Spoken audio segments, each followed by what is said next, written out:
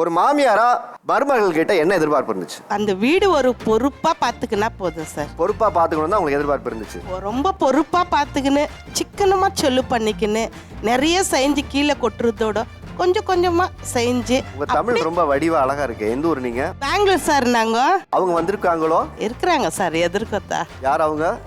என்ன பாரதிராஜா ஹீரோயின் மாதிரி தந்தன தந்தன தாளம் வரும் அப்படி இருக்க? அவளுக்கு என்ன தெரியுமா சார், நெயில் பாலிஷ் வாங்கணும், மேக்கப் செட்டு வாங்கணும், இந்த மாதிரி லிப்ஸ்டிக்கு, இந்த மாதிரி எல்லாம். நான் அரிசி மூட்டை எவ்வளோக்கு வாங்குறேன்னு கூட அவளுக்கு தெரியாது. எண்ணெய் பாக்கெட்டு மாதம் எவ்வளோ ஆகுதுன்னு அவளுக்கு தெரியாது. ரேஷன் என்ன வாங்கிட்டு வந்து போடுறேன்னு தெரியாது.